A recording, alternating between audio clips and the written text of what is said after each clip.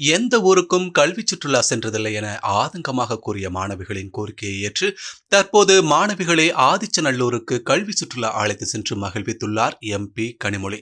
தூத்துக்குடி மாவட்டம் அரசு பள்ளியில் ஆய்வு மேற்கொண்ட திமுக எம்பி கனிமொழி அங்குள்ள மாணவிகளிடம் குறைகளை கேட்டறிந்தார்.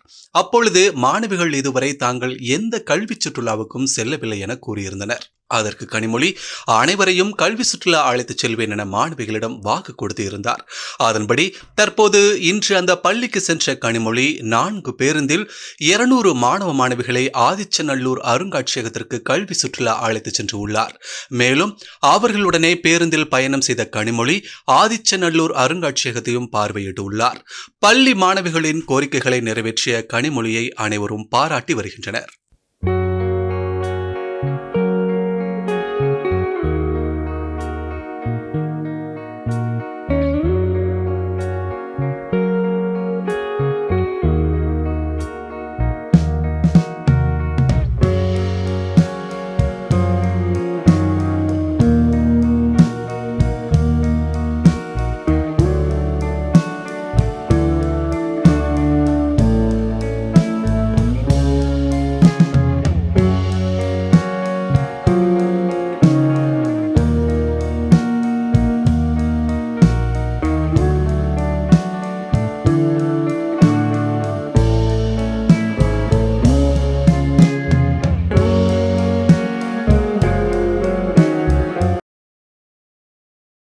செய்திகளை உள்ளது உள்ளபடி தெரிந்து கொள்ள ரெஃப்ளெக்ட் நியூஸை சப்ஸ்கிரைப் பண்ணுங்க.